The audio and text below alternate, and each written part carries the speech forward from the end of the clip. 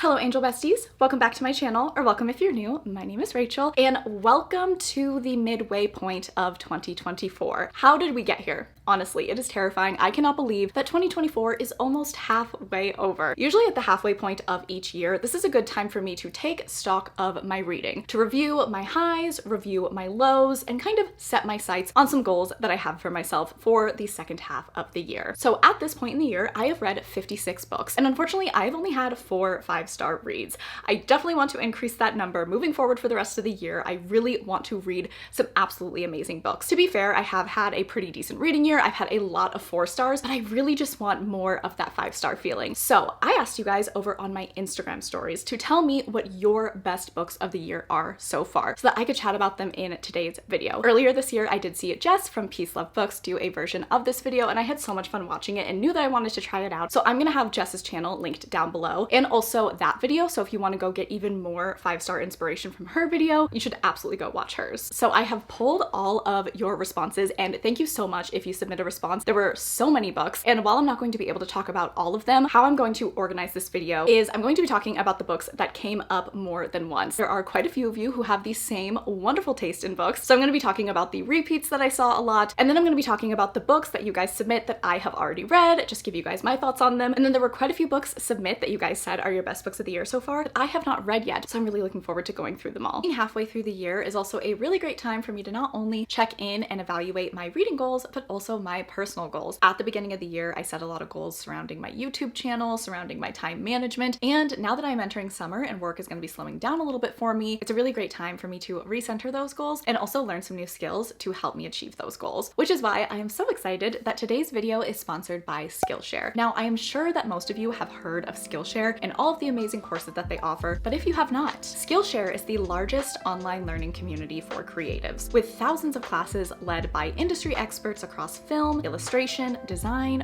freelance, productivity, and so much more. Skillshare can help you take your skills, hobbies, passions, or side hustles to the next level. For me, I'm definitely focusing on self-improvement and productivity, so I have really enjoyed Ali Abdaal's productivity masterclass. He covers a wide array of subjects like motivation, procrastination, multitasking, and habits. The information that I've learned from his courses so far has been absolutely invaluable. I'm really excited to share that Skillshare is offering an amazing deal. The first 500 people to use the link in my description box will receive a 1-month free trial of Skillshare. There's truly a course and learning opportunity for absolutely everyone, so make sure that you don't miss out on this incredible deal and start your summer by learning a new skill, acquiring tips and tricks on your favorite hobby, or learning new ways to take your career and creativity to the next level. Thank you so much to Skillshare for sponsoring today's video. Now let's get back to your best books of the first half of 2024. All right, so first up is a book that was submit very frequently. Several of you have said that this is one of your best books of the year or your best book of the year. Nothing can beat it, and I very much agree.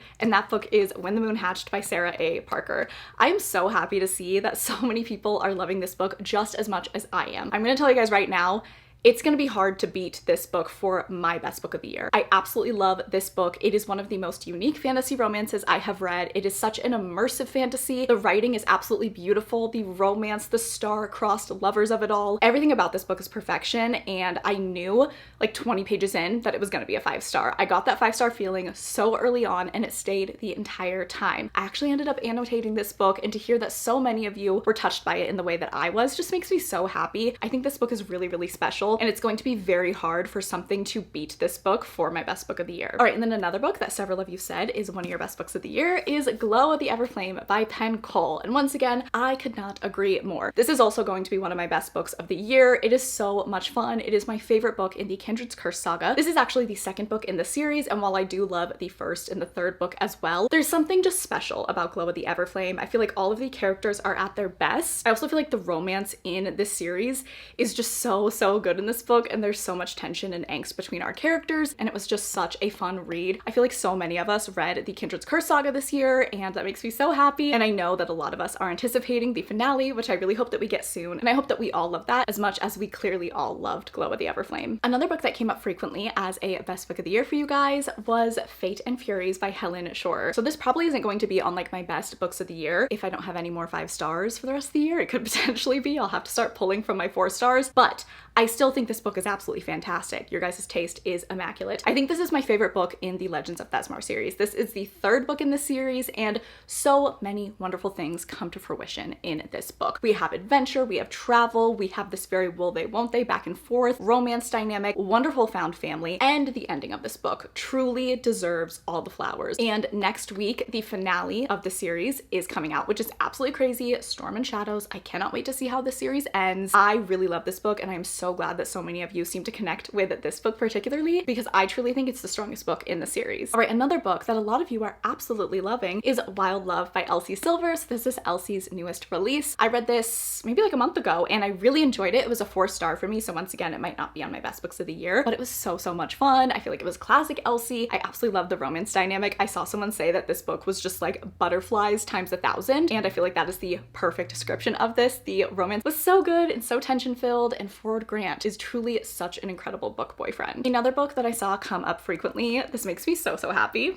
that is Just for the Summer by Abby Jimenez. This book is perfect. This is a perfect romance. I just absolutely loved every single second, every single page. I truly did not think that anything could be Yours Truly, also by Abby Jimenez, her book that came out last year, but this book did, like, cleared it completely. I mean, I still love Yours Truly, but this book just did so much more for me and made me feel so much more, and the amount of you who clearly feel the same just absolutely makes me so happy. I feel like we just all fell in love with Justin, our male love interest. If you have not picked up Just for the Summer, you need to absolutely go do that. This book is just sunshine and happiness, while also tackling some tough topics, but still making you feel very light and happy and just rooting for this romance. Without a doubt, this is going to be one of my best books of the year, and I have a very good feeling this is going to be my best contemporary romance of the year. It is just that good. All right, so the next set of books that I'm going to talk about are books that I have not read this year, but I have read them in the past. But a lot of you have read them this year. A lot of you are saying that these are your best books of 2024 so far, and I just wanted to gush about them because a lot of them are my all-time faves as well. So number one, I think there were 2 or 3 of you who said that you read Project Hail Mary this year and it's gonna be on your best books of 2024. This makes me so happy. Oh my God, Project Hail Mary, that book changed me. Truly, my life is separated into 2 parts, before I read Project Hail Mary and after, because this book did a number on me in the best way. I burst into tears when I finished this book. To know that a few of you have also picked this book up and really loved it just makes me so happy. I really think everyone should read this book, no matter what your genre preference is. You do not need to be a sci-fi fan to enjoy this book. Andy Weir's writing is so witty, so funny. Also, we've been getting news about this book being made into a movie. I think it's coming out in like 2026, which honestly feels like 100 years from now, but our boy Ken, Ryan Gosling, is going to star as Ryland, which I'm so excited. I absolutely love Ryan Gosling, and I cannot wait to see him bring Ryland to life. I will be an absolute menace when that movie comes out, by the way, so prepare yourselves. But if you have not picked this book up, more of you should, because I have a good feeling that it could be on your best books of the year. All right, another absolute banger. This is one of my favorite books of all time, and to see it submit as some of your best books of the year just absolutely made my day. Heartless by Elsie Silver. This is my favorite Elsie Silver book. This is when I fell in love with Elsie Silver. This is when I knew Elsie would become an autobi author for me. This book is the blueprint of the nanny single dad trope. It is. I don't make the rules, okay? It just absolutely is. Everything is done so well in this book. The development, the slow burn, the tension, the banter, the spice, the small town setting, the love and care that these characters have for one another. Everything is fantastic. I have loved 99% of Elsie's books, but nothing comes close to touching Heartless. It is still the book at the top of the pyramid. This is also a great book to read in the summertime, by the way, so if you haven't picked this up, now is a great time to do so, because it is just such a happy and like sunshine-filled book. I don't know if that makes sense, but you know, books that just make you feel so light and airy and joyful? That is Heartless in a nutshell. All right, so now we're gonna get into some fantasy that I have read in the past. These were like my best books of the year at the time, but a lot of you have read them this year and you're absolutely loving them. I feel like we have such similar taste, which makes me really happy. So first off, Jade City. What more do I need to say? Jade City by Fonda Lee, period, end of sentence. This series is everything to me. The person who submit this only said Jade City, and I hope that's because they have not read the rest of the series. If you are watching this, get ready. Make sure your seatbelt is buckled, truly, because Jade War and Jade Legacy are going to ruin your life. They just are. I'm so sorry, but they absolutely are. I was not the same after finishing this series, and when I read Jade City in 2022, it was one of my best books of the year, easily. And then Jade War and Jade Legacy also were some of my absolute favorite books of 2023. This is my favorite, just like straight fantasy, although there are some romantic storylines in this series, which are very fun. But I'm so happy to see that people are loving the series and continuing to pick it up. This book came out in 2017, so that is just so amazing. All right, so welcome to the SJM section of the video. video. Of course, the girlies are picking up Sarah Janet, and these were the most like commonly submit books as your favorites that you've read in the year of 2024. First up, Kingdom of Ash. Of course, Kingdom of Ash is one of your best books of the year because it's one of the best books of all time. I love Kingdom of Ash so much. I am actually technically still in the middle of a reread of Throne of Glass, and the only book I have left is Kingdom of Ash, and I just haven't picked it up yet. I read Tower of Dawn in December and it is June, and I have not picked up Kingdom of Ash. I just don't want it to end. Every time I have read this book and finished this series, I absolutely bawl my eyes out for a multitude of reasons, but it makes me so happy that people are reading Throne of Glass. It is my favorite fantasy series, and once again, a series that ended quite a while ago, and I'm just so glad that so many people are continuing to pick up. All right, and then we have my babies, the loves of my life, House of Earth and Blood, House of Sky and Breath. This is my favorite book of all time. Multiple of you said that this is your best book of the year so far, and gold star, you are absolutely right. I love this book so much. I have read it 4 times, I want to say, and I think I'm due for a 5th read. It makes me so happy. It is perfect from page 1. And then also House of Sky and Breath, the ending heard around the world. Truly, where were you when you finished House of Sky and Breath? I will never forget that. I will be 90 years old telling my grandchildren about the ending of this book, honestly. It's such a fun book, and the amount of world building that we get in this book is fantastic. The development of the storylines, the development of characters of day and night, it is truly just perfection. All right, and then the last book that was submitted a few times as your best book of the year so far that I have also read and loved is The Serpent and the Wings of Night by Carissa Broadbent. This book feels so significant in my reading journey. It was one of the first indie published fantasy romances that I fell in love with. And when I read this book, it truly had such an impact on me. I fell in love with Aurea and Rain. Their story is just so important to me. And I think about this book a lot. I'm so happy that we're going to be getting the next book in the Crowns of Nyaxia series, and we're going to be following some new characters, but I do hope that we get a peek at Aurea and Rain because I miss them so much. Okay, so now we're going to be moving on to books that you all have submit as your best books of the year that I have not personally read. And one of the most commonly said books, one of the most frequent submissions is The Sword of Kaigen by M.L. Wang. I need to read this immediately. This book I have heard such amazing things about, and the fact that so many of you said that this is your best book of the year so far makes me so excited. I have really high hopes, 5-star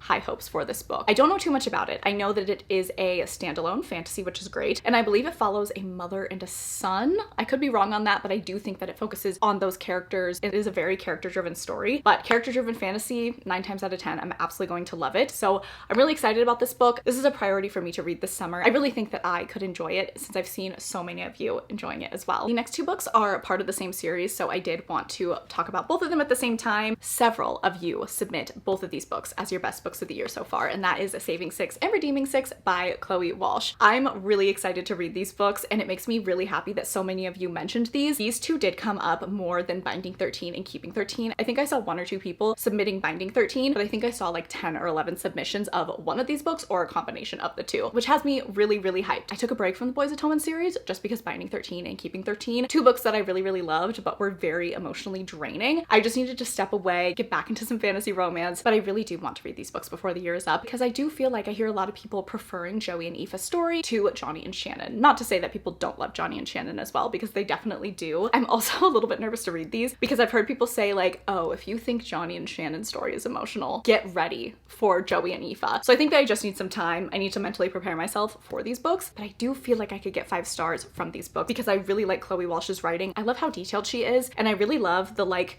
mundane, like day-to-day things that she walks us through with her characters. I think it's a really unique quality to her writing. Okay, another book that a few of you submit as your best book of the year so far was a pleasant surprise. I need to get on this book, and that is A Promise of Peridot by Kate Golden. So this is a sequel to A Dawn of Onyx, and I reread A Dawn of Onyx a few months ago in preparation for this book, and I just not have picked it up yet, but I do want to read this book before the year ends. I really like A Dawn of Onyx. It's a 4-star read for me. It's just a very fun, lighthearted fantasy romance, and the banter between our characters is so fantastic. I really do want to know what happens with Arwen and Cain, so the fact that so many of you loved it makes me want to pick it up very soon. Another book that was submitted as your best book of 2024 so far, and another book that I really need to get to, is Fallen Stars by Amani Iru. I read Heavenly Bodies last summer, and I loved loved it. It was a 5-star read and I just have not picked up the sequel yet. I don't know why. So little time, so many books to read. I get just very distracted, but this is definitely a series that I want to prioritize. I know that the author has now been picked up by a traditional publisher, so I think it'll be a while before we get the 3rd book in the series. But while I still have Heavenly Bodies pretty fresh in my mind, I do want to get to Fallen Stars shortly. Next is a book that I don't know too much about, but I do actually own. And I was kind of surprised to see this submit multiple times, but The Prison Healer.